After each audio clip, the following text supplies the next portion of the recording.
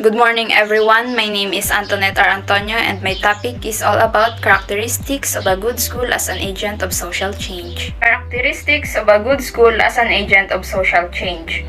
To effectively serve as an agent of social change, schools need to evolve and be a model of a good social institution. The school provides a safe, civil, healthy, and intellectually stimulating learning environment. Students are engaged in learning and feel respected and connected to the faculty. Personalized instruction and small learning environments increase students' interaction with their teachers. Reviewing the current literatures on the characteristics of a good school makes us conclude that good schools are generally described as being learner-centered. Teachers' role should be to promote the learning process and to empower students to make a shared decision about learning. It is critical to create a supportive learning atmosphere. Learners are able to retain knowledge and acquire skills for lifelong learning when the variables of learner-centered teaching are adequately balanced. Good schools make an effort to serve all types of students by providing a good physical and socio-emotional environment for all students. It involves focusing on the learner. It means we know who our students and can customize their education to their specific interests, strengths, and needs. We make learning relevant to them and encourage them to be aware of and actively involved in their own learning. They provide instructional support system to help students to learn effectively and to develop curricular program to further enrich the knowledge and skills of the students. They respect the ethnic and linguistic differences among students. Students who learn about different cultures in school feel more at ease and safe communicating with these differences later in life. This enables them to interact in a broader range of social groups and to feel more confident in themselves and their interaction with others. Based on the study of Macbeth, Boyd, Rand, and Bell 1995, there are 6 indicators or an effective school that were also affirmed by Sir Giovanni 2000. Pupil, teacher, parent, management, support staff, board member, and trustee. Pupil. Pupils are nice to each other. Students with positive relationships are essential to success. Students who feel supported are more likely to participate in learning and achieve better academic outcomes. Everyone is treated fairly. Treating your students equally, students receive the same treatment regardless of their needs.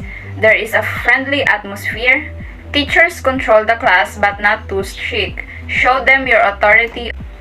Teachers help you with things you are not good at, so instead of scolding and mocking them because they got the answer wrong or they don't have the answer because they really don't know, why not teach them or tell them the correct answer so that they will learn, and when you ask them the same question, they will answer it correctly because you teach them, and as a teacher, you can feel a sense of fulfillment because your students learn something from you.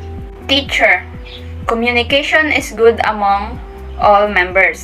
Effective communication within a team will build a common purpose among team members that will allow them to reach their goals. Staff development is good. The environment is good to work in. Your work environment can greatly influence how you feel about your job, so it's important to find an employer that fosters a positive atmosphere. When you have a positive work environment, it can help improve your job satisfaction, increase your productivity, and motivate those around you. Pupils are happy and well motivated. All pupils are helped to achieve what they are capable of. Ensure that you're aware of all the latest news, educational advancement, and technologies. By passing this information on to your students, you can also ensure they get the most relevant knowledge to succeed. Parent. There is a welcoming, friendly atmosphere. Staff are caring and communicate well with pupils. Discipline is good. Extra time is spent with children who learn less quickly. Be supportive. Slow learners should be taught to learn from their failures. They should be encouraged to explore and learn at their own pace until they succeed. Relationships are good between teachers and parents. One of the best ways to make sure parents feel welcome is to invite them to be a volunteer in the classroom or program. Parents will feel valued when they are invited to spend time helping care for children and assisting them with classroom activities. Management. Pupils are safe. Safe learning environment means every student is provided with the opportunity to develop spiritually, academically, emotionally, and physically in a supportive atmosphere, free of intimidation and abuse. All members of the school community work toward clear objectives. High-quality information is given to parents and visitors. Rules are applied evenly and fairly. Fairness in the workplace contributes to employees feeling safe and engaged in the work they produce. It creates a positive environment for employees in which the company compensates them fairly and management professionals equally appreciate each employee's hard work. All pupils are helped with what they are capable of, make every learning experience an opportunity for assessing growth. Support staff. Resources are good and up to date. Classrooms are clean, warm, and comfortable. Creating an environment that is conducive to teaching means ensuring your lecture halls, classroom, and living areas are all kept clean and tidy. Messy and dirty classes not only present a poor image, but they can also be distracting and negatively impact your students. Support staff are given credit for their competence and contribution. The environment is friendly and welcoming. Everyone you work with deserves respect. Even when you differ on opinions, look at each other and every person as a vital member of the team. Respect that they have different opinions and ways of looking at the world. Staff development involves all staff. Board member, trustee. Excellent reputation with the local community. A great school community relationship creates a sense of belonging among students, teachers, and parents. It increases students' learning opportunities while creating an inclusive learning environment.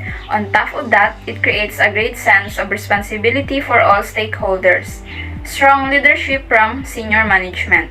Effective senior managers are self-assured in their abilities and decision, and they are not afraid to act firmly and present themselves whenever a judgment must be made. A happy and welcoming environment. Pupils being helped to reach their individual potential. A safe place for pupils. Some of your students might come from chaotic home environments and school is one of their few escapes. One way to do this is by diligently monitoring for bullying and extinguishing every instance. That way, all students can feel comfortable and empowered to learn and express themselves.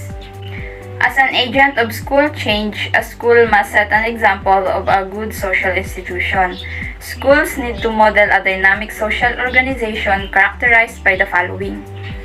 The school climate must be professional and friendly to all. Positive schools climate exists when everyone in the school community feels safe, included, and accepted. Everyone actively promotes positive behaviors and interactions. Equity and inclusive education are embedded in the learning environment. There must be a positive relationship among students, faculty, staff, administrators, and stakeholders. A healthy relationship between the teachers and stakeholders is important, as this will enable everybody to harmoniously work together, which will have a positive impact on the students. The classroom atmosphere must be mentally and emotionally engaging for learning. A learning environment is a great attribute to the success of the learner. It offers a positive ambience to feel motivated and engaged. There is enough and adequate support for learning. The teachers and other staff receive support for professional and personal growth. Good supports allow teachers to acquire new skills and update their knowledge and strengthen their practice and their effectiveness in the classroom. The school must be efficient in managing its resources. There must be an efficient communication system among teachers, students, administrators, staff, parents, and other stakeholders. The school has a system to recognize good works and other achievements. Most of the school display the certificates of achievements and trophies that the student got in a competition. Displaying work in the classroom, hanging up students' works in the class is an excellent way to celebrate their efforts. Students feel a great sense of self-worth when something they have written or created is hanging up for others to see. Or hold an award ceremony. hold an award ceremony to recognize students' achievement as the end of the year. Awards should be thoughtfully considered and based on each student's personal growth, character, and achievements. Parents, school board members, and district-level personnel can be invited to the special event. There must be a strong relationship and home relationship, and all members of the school community must be treated with respect. Everyone involved in our school community deserves to be respected, valued, and treated equally. The school, as an agent of positive social change and transformation, must elicit support and cooperation from all its constituents and stakeholders. The members of the school community believe in and supports its mission and vision. It encourages collaboration rather than competition.